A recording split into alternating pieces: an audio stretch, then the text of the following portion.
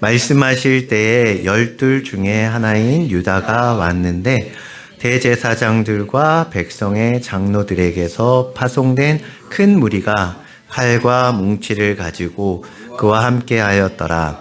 예수를 파는 자가 그들에게 군호를 짜 이르되 내가 입맞추는 자가 그이니 그를 잡으라 한지라.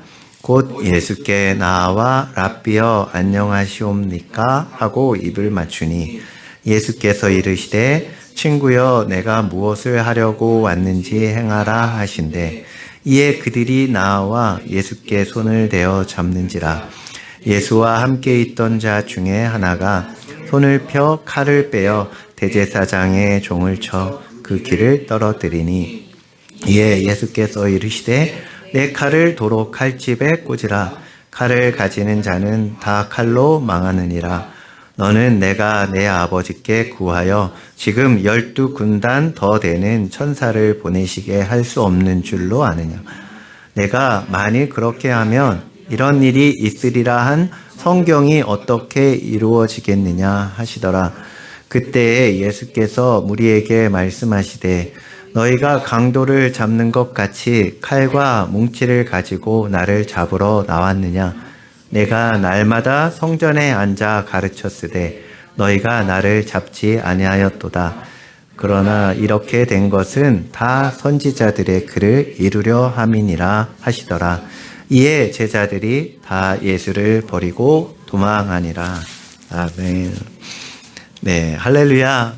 네, 서로 은혜 받으시다 인사하시기 바랍니다. 은혜 받으세요. 예.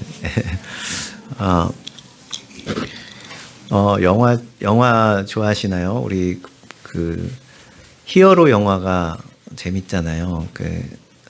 좀 옛날 거지만 슈퍼맨 뭐 이런 거.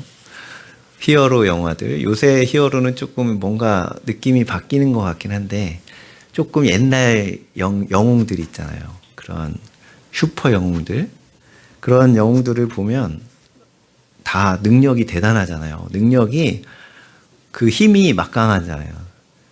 그런데 그 영화의 스토리를 쭉 보면 대부분이 다 그런데 영웅이 되는 순간이 언제일 것 같으세요?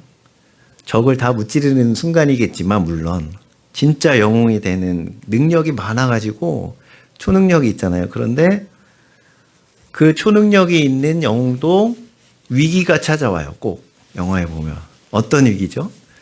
자기 내면의 그 갈등.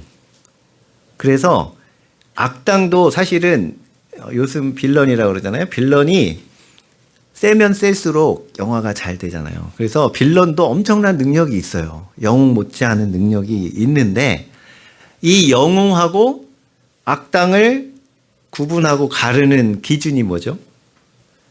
영웅은 그 영화에서도 보면 공경이 찾아왔을 때 갈등이 옆에 있는 사람들하고의 갈등이든 내면의 갈등이든 자기 자신의 태생에 대한 갈등이든 그런 것이 꼭 오는데 그럴 때 거기에서 그거를 극복하고 계속해서 선을 행할 때 그게 진짜 영웅이잖아요. 그 순간, 극복하는 순간. 안 그러면 그냥 에이 모르겠다 하고 그냥 악한 쪽으로 가버리면 그냥 악당이 되는 거예요. 영웅이었다가 악당이 되는데 그럴 때 진짜 영웅이 탄생해서 그러고 나서 적들을 나쁜 놈들을 물리칠 때 막 희열이 있어서 영화를 재밌게 보는 거잖아요. 그것처럼 예수님의 이 십자가 예수님을 기준으로 보자면 진짜 클라이막스는 십자가에서 달리실 때라기보다 지금 읽은 이 말씀 앞에 부분 겟세마네 동산에서 기도하실 때가 아닌가. 그래서 뭐라고 기도하시나요? 읽지는 않았지만 36절부터 그런 내용이 나오는데 하나님 아버지 앞에 이 잔이 이 고난, 이 십자가의 고난이 그 중에서 가장 힘든 것이 하나님 아버지와 내가 완벽하게 연합되어 있는 분이신데 떼어낼 수 없는 분이신데 하나님이 하나님으로부터 버림을 받아야 되는 그 고통, 그 쓴 잔. 이것을 내게서 옮겨주세요. 할 수만 있으면. 그러나 아버지의 뜻대로 되기를 원합니다 하고 3번씩이나. 누가복음에는 기도하실 때 땀이 땅에 떨어지는 핏방울처럼 됐다. 진짜 너무 고통스럽게 그러면 땀이 진짜 피가 이렇게 배어 나온대요. 땀에서. 의사들이 그러는데. 그 정도로 고통스럽다는 거예요. 그렇게 기도하는 순간에 그러고 나서 이제 지금 오늘 읽은 말씀, 대제사장들과 백성들이 예수님을 잡으러 오고 잡혀서 야밤에 재판을 받으시고 이제 십자가의 다음날 돌아가시는 그 과정인데, 이 순간이, 이 겟세마네 동산에서 이 기도의 순간이 진짜 클라이막스인 줄 믿습니다. 그래서 예수님이 이 순간, 그때 진정한 영웅이 되시는 거죠. 그래서 진짜 영웅은 뭐냐면, 하나님께서 예수님을 이 땅에 보내신 그 목적, 그게 뭐죠? 십자가에서 죽는 거예요. 그래서 저와 여러분을, 우리 모든 인류의 이 세상의 죄를 다 짊어지시고 대신 형벌을 받아주셔서 우리의 죄값을 치러주시고 우리를 구원하시는 것, 그것이 하나님 아버지의 뜻이고 예수님이 이 땅에 오신 목적이에요. 그러니까 한마디로 목적을 이루시는 것이 진짜 승리자거든요. 예수님은 그 목적을 완벽하게 이루신 분이세요. 할렐루야. 그래서 승리자예요. 그래서 진짜 능력이 있으심에도, 모든 능력이 있으시잖아요. 창조주신데, 예수님은 하나님의 아들이신데 모든 능력이 있지만 자기 자신과의 싸움에서 내 뜻이 아니라 하나님의 뜻을 이루기 위한 그러한 영웅적인 모습을 보여주셨어요. 반면에 여기 이 대제사장들과 종들이 칼과 뭉치를 가지고 잡으러 왔다 그랬어요, 예수님을. 그때 여기에 이름은 나오지 않지만 한 제자가 누구냐면 베드로예요. 누가복음에는 자세히 나오는데, 베드로가 칼을 뺏어가지고 용감하게 칼을 막 휘둘렀어요. 근데 이렇게 칼솜씨는 좋지 않았나 봐요. 그 말고라는 그 종의 귀를 잘랐어요. 그러니까 예수님이 그 귀를 다시 붙여주시고 여기에 이 말씀을 하신 거예요. 칼을 서로 칼집에 꽂으라. 칼을 가지는 자는 다 칼로 망한다. 내가 12군단, 천사 12군단도 더 되는 이 천사들을 동원할 수 없는 줄 아느냐. 여기 계속 그 내용들이 그 무리들한테도 얘기하시잖아요. 내가 성전에서 가르칠 때 왜 안 잡았느냐. 그때 잡을 수 있는데 왜 그때는 안 잡고. 그런데 이 모든 것이 다 하나님의 선지자들로 말씀해 놓으신 예언들을 다 이루게 하기 위한 과정이다 라고 말씀하세요. 그러니까 예수님의 가장 중요한 관심사는 하나님의 말씀을 다 이루는 것에 있었어요. 다른 게 목표가 아니라. 다 이길 수 있었어요. 물리칠 수 있었어요. 그들을. 수많은 무리들을 끌고 왔지만 베드로에게 그렇게 말씀하신 거예요. 그거는 내 방법이 아니다. 그게 진짜 이기는 것이 아니란다. 그래서 진짜 성공은 목적하던 바를 이루는 거잖아요. 예수님의 목적은 십자가에서 죽으시는 거예요. 그거를 완벽하게 이루셨어요. 하나님의 말씀을 완성하시는, 응하게 하시는 것. 그것이 예수님이 이 땅에 오셔서 하신 가장 중요한 일 중에 최고 중요한 일이에요.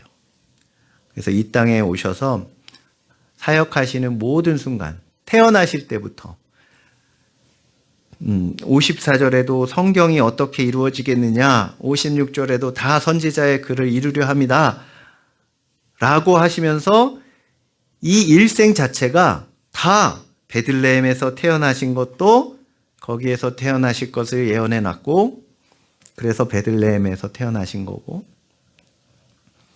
처녀 마리아의 몸에 잉태되는 그것도 이미 다 예언되어 있는 말씀이고, 애굽에 가서 애굽에서 불러내었다는 말씀도, 그래서 애굽으로 피신하였다가 나사렛으로 가신 것도, 저 북방에서 오신 것도, 나사렛에서 사신 것도 다 하나님의 말씀에 예언되어 있는 것들이에요.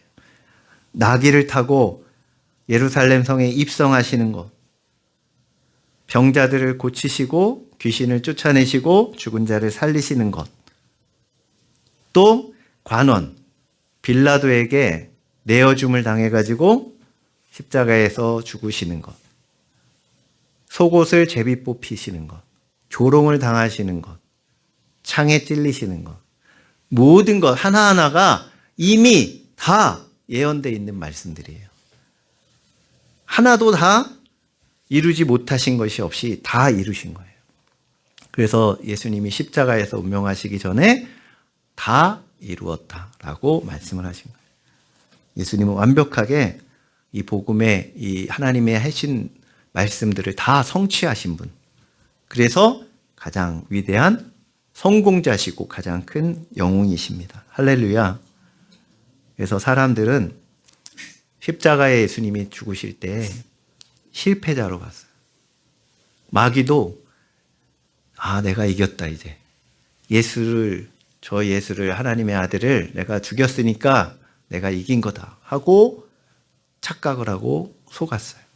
속았다기보다 몰랐어요. 그래서 이것이 하나님의 가장 큰 비밀이라고 말씀하셨어요. 예수님은. 하나님께서 숨겨놓은 가장 전능하시고 창조주 되신 그 아들 하나님이 죽으신다는 것은 천사도 마귀도 전혀 예상하지 못한, 생각지도 못한 그러한 일이었어요. 어떻게 하나님이 죽으신단 말이에요. 그리고 부활하신 것, 그래서 승리하신 것, 그 모든 것들은 하나님의 놀라운 지혜인 줄로 믿습니다. 그래서 예수님은 성공자세요. 그래서 빌립보서 2장 8절 11절 한번 볼까요? 같이 한번 넘겨보세요. 같이 읽어보겠습니다. 11절까지 한번 시작. 사람의 모양으로 나타나사 자기를 낮추시고 죽기까지 복종하셨으니 곧 십자가에 죽으심이라. 이러므로 하나님이 그를 지극히 높여 모든 이름 위에 뛰어난 이름을 주사 하늘에 있는 자들과 땅에 있는 자들과 땅 아래에 있는 자들로 모든 무릎을 예수의 이름에 꿇게 하시고 모든 입으로 예수 그리스도를 주라 시인하여 하나님 아버지께 영광을 돌리게 하셨느니라. 아멘. 예수님께서 하나님의 뜻을 이루시기 위해서 끝까지 죽기까지 복종하셨기 때문에 하나님이 가장 높이셨고 그 이름을 모든 무릎이 그 이름 앞에 꿇게 하셨어요. 가장 최종 승리자가 되신 거예요. 그 이유가 뭐냐면 하나님의 뜻을 온전히 이루셨기 때문에. 그래서 그 갈등 속에서 그것을 극복하고 하나님의 뜻을 온전히 이루신 그 로마 군병들이 자주색 옷을 입히고 가시관을 왕관이라고 씌워주면서 조롱하고 지나가는 사람마다 네가 메시아면 십자가에서 내려와 봐라 하고 조롱할 때 그냥 확 내려와 가지고 아니 이것들이 내가 자기들을 위해서 죽으려고 하는데 이렇게 그러면서 그냥 다 때려치신 게 아니라 끝까지 십자가를 지셨어요. 그래서 우리가 살아있는 거고 우리가 구원받은 거고 하나님의 자녀가 될 수 있는 거예요. 그 은혜가 얼마나 큰지요. 그래서 여기에 이들이 왔을 때 베드로가 칼로 이제 막아서려고 할 때 막으시면서 뭐라고 하세요? 내가 12군단도 더 되는 천사들을 동원할 수 없는 줄 아느냐? 이게 와닿지 않으시죠? 천사들 12군단 그냥 한둘이 아니라 군단으로 12군단. 천사들의 능력은 어마어마해요. 천사. 예를 들어 볼게요. 구약 성경에 보면 한 천사의 위력이 어떤지. 히스기야 왕이 있었어요. 히스기야 왕은 하나님을 그래도 잘 섬기는 왕이었어요. 그런데 사네립 왕이 쳐들어가요. 아수르 왕. 사네립이 쳐들어가서 포위하고 있었어요. 그때 하나님 앞에 막 기도해요. 그럴 때 하나님이 그 기도를 응답하셔서 한 천사를 보내셔요. 한번 읽어볼까요? 역대하 32장 21절이에요. 재밌죠? 한번 읽어보겠습니다. 시작. 여호와께서 한 천사를 보내어 아수르 왕의 진영에서 모든 큰 용사와 대장들, 지휘관들을 멸하신지라. 무슨 천사요? 몇 천사요? 한 천사. 이 사네립이 몇 명을 끌고 왔냐면 18만 5천 명을 끌고 왔어요. 군사 18만 5천 명. 그런데 천사 한 명이 모조리 무찌른 거예요. 천사 한 명의 능력, 이 정도라는 거예요. 그래서 이 아수르 왕은 낯이 뜨거워서 자기 도망갔어요. 고국으로 갔는데 거기서 자기 아들한테 반란으로 칼로 죽어요. 그러니까 한 천사가 이러한 능력이 있어요. 그럼 12군단이면 천사가 12군단이면 어마어마하다는 거예요. 한 천사가 18만 5천 명을 이기는데 12군단 천사면 어마어마하죠. 그러니까 예수님의 능력이 어떻다는 것을 지금 알라는 거예요. 그런데도 그걸 쓰지 않으셨다. 그리고 요한복음 18장에 이 같은 장면인데 거기에는 이런 장면이 나와요. 예수님이 이들이 와가지고 예수가 누구냐 그랬더니 내가 그다 그럴 때 요한복음 18장 6절 한번 읽어볼게요. 같이 시작. 예수께서 그들에게 내가 그니라 하실 때 그들이 물러가서 땅에 엎드러지느니라. 그냥 그 대답, 그 말씀하시는 그 내가 그니라, 이거는 하나님이 하시는 그 I am that I am, I am who I am, 나는 나다, 이 말씀이거든요. 내가 그니라 그럴 때 그 말씀의 위험 앞에 그냥 꼬꾸라졌어요. 그 잡으러 왔던 사람들. 어마어마한 거죠. 그냥 앞으로 엎드려졌다는 거예요. 뒤로 넘어간 것도 아니고 앞으로 엎드려졌다는 것은 어마어마한 거예요. 그래서 예수님에게는 이런 능력이 있었다는 거예요. 그런데 그냥 순순히 잡혀가시고 순순히 십자가에서 죽으셨다는 거. 왜 그러셨다고요? 우리들 때문에, 우리를 살리시기 위해서 십자가에서 죽으셔야 됐기 때문에. 할렐루야. 그래서 이것이 진짜 예수님의 영웅적인 모습인 줄로 믿습니다. 능력이 문제가 아니라 우리들도 마찬가지예요. 예수님 믿는 순간에 우리에게도 권세와 능력이 주어지는데 우리에게 이러한 많은 표적들이 있어요. 또 보면은 한국교회 이제 보면은 은사를 많이 받아가지고 기적을 행하고 또 병도 고치고 놀라운 능력이 있는 그런 주의종들도 있잖아요. 그런데 사실 그런 대단한 능력의 종들이 뭐 때문에 무너질까요? 아주 작은 자기 죄악 때문에 너무 쉽게 무너져요. 능력은 대단한데. 그래서 우리도 하나님이 인정하시는 진짜 능력자가 되기 위해서는 어떻게 해야 되냐면 예수님처럼 우리에게 주신 사명, 예수님이 하나님의 뜻을 이루어 드린 것처럼 우리도 하나님의 말씀 하나하나를 이루어 드리고 행하는 것이 진짜 능력이에요. 할렐루야. 물론 여러 가지 성령의 은사도 다 받으시기 바라요. 그러한 능력도 필요합니다. 그런데 그보다 더 중요한 능력은 하나님의 말씀을 여러 가지 갈등 속에서 그거를 이겨내고 하나님의 말씀을 선택하는 것. 그게 진짜 능력이에요. 할렐루야. 그게 진짜 우리의 신앙생활에 영웅이 되는 길인 줄로 믿습니다. 그게 쉬운 것 같지만 힘들어요. 베드로도 차라리 칼을 잡아가지고 그냥 막 싸우는 게 더 쉬울 수도 있어요. 그 뒤로 도망갔다고 그랬잖아요. 제자들이 다 도망가고 예수님을 3번이나 베드로는 부인하고, 그런 베드로가 예수님이 부활하신 후에 디베라 바닷가에서 다시 만나서 예수님이 내 양을 먹이라, 내 양을 치라 그러신 명령에 순종해서 성령 받은 이후에 많은 성도들, 많은 양들을 치어요.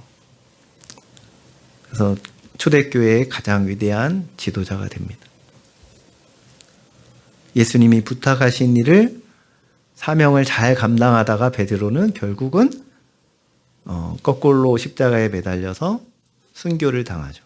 제자들이 다 그랬어요. 그게 진짜 승리자의 모습인 줄로 믿습니다. 그래서 사도 바울의 그 모든 초점도 마찬가지였어요. 이 사명, 하나님의 뜻을 이루는데 그 온 삶을 다 드렸어요. 사도 바울도.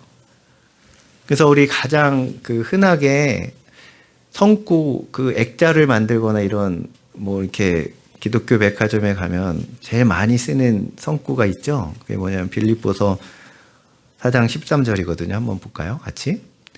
네, 이거예요. 같이 읽어볼게요. 시작. 내게 능력 주시는 자 안에서 내가 모든 것을 할 수 있느니라. 예, 이러면 너무 좋잖아요. 와, 나에게 능력 주시는 주님으로 인해서 내가 뭐든지 할 수 있다. 이런 뭔가 너 할 수 있어 이런 느낌 있잖아요. 그런 거잖아요. 그런 느낌으로 우리가 받잖아요. 그런데 앞절하고 뒷절을 보면 조금 달라져요. 느낌이. 먼저 12절을 보세요. 12절 한번 볼까요? 그 다음 장 같이 읽어보겠습니다. 시작. 나는 비천에 처할 줄도 알고 풍부에 처할 줄도 알아. 모든 일 곧 배부름과 배고픔과 풍부와 궁핍에도 처할 줄 아는 일체의 비결을 배웠노라. 사도 바울이 이렇게 고백하는 거예요. 나는 비천에 처한 적도 있었고, 풍부에 처한 적도 있었고, 배부른 적도 있었고, 배고픈 적도 있었고, 이렇게 옥에 갇힌 적도 있었고, 하여튼 모든 상황에서, 그 다음 13절을 보세요. 다시 한번. 내게 능력 주시는 자 안에서 모든 것을 할 수 있다. 앞에 말씀하고 연결해서 보면 무슨 뜻이죠? 어떠한 상황에서도 주님이 능력을 주시면 나는 뭐든지 다 할 수 있는 사람입니다. 뭐든지 다 시키셔도 됩니다. 그런 뜻이에요. 뭐든지 내가 다 할 수 있다.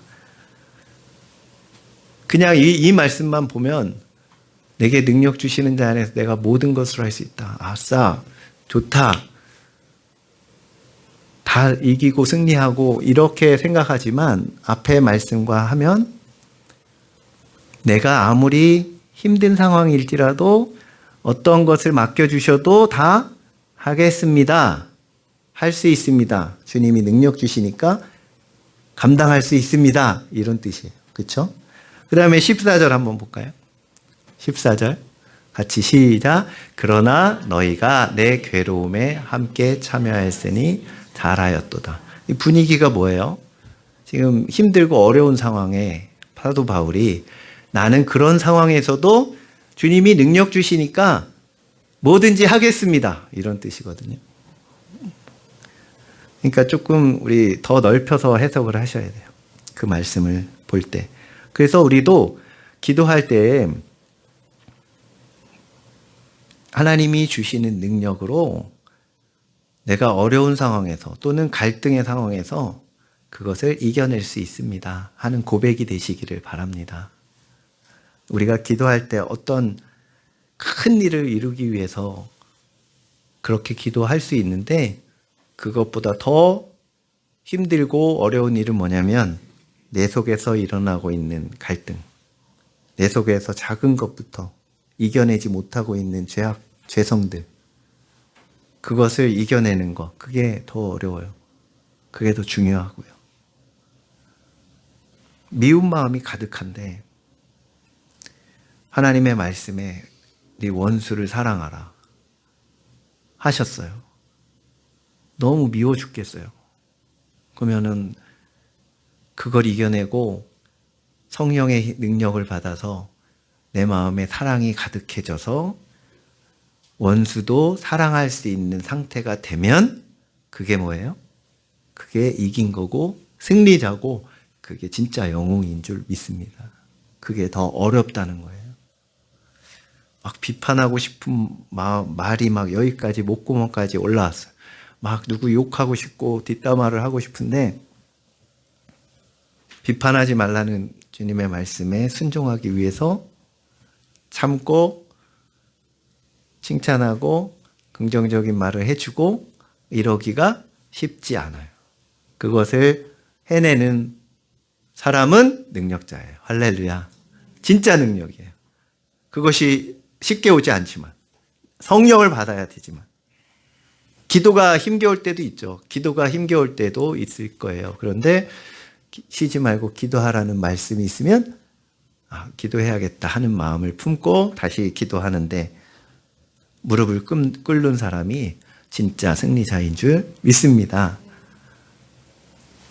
누군가 막 자존심을 건드리면 우리는 정말 천사 같다가도 조그만 거 가지고 가까운 사람한테도 갑자기 막 마귀처럼 변할 수 있어요. 그걸 이겨내는 것이 쉽지가 않습니다. 그게 진짜 능력입니다. 우리가 주님께서 가장 원하시는 것도 바로 그 부분입니다. 신앙생활에 있어서 진짜 영웅은 내게 주어진 그 작은 것들을 하나님의 말씀에 비추어서 하나님의 말씀을 선택해 가는 것. 그것이 진짜 승리자고 진짜 능력자고 영웅인 줄 믿습니다. 그래서 처음 말씀드린 대로 영웅과 악당을 가르는 그거는 그 안에서 벌어지는 그 전쟁에서 이기는 자, 그 사람이 진짜 영웅이 된 우리 신앙생활에서도 그런 줄로 믿습니다.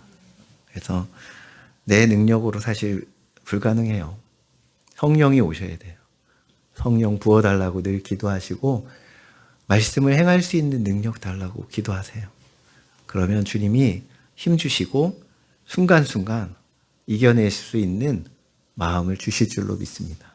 같이 기도하겠습니다. 이 시간 혹시 겉으로 보이는 화려한 그러한 영웅만 꿈꾸고 우리는 그런 것들은 갈등, 자신과의 싸움은 피해가려는 경향이 있어요. 나에게 영광만 주어지고 승리만 주어지기를 바라고 정작 그 과정에서 필요한 고통은 피해가기를 원하는 경우가 많습니다. 그렇게 되지 않고 우리가 맞닥뜨려서 하나님의 말씀을 선택하는, 그러기 위해서 성령 충만함 받고 성령의 능력이 필요합니다. 주님, 우리에게 성령을 부어주세요. 그래서 이겨나갈 수 있는, 승리할 수 있는 진짜 영웅이 될 수 있는 참된 영웅이신 예수님을 바라보고 그렇게 살아갈 수 있게 해달라고 우리 같이 간절한 마음으로 기도하겠습니다.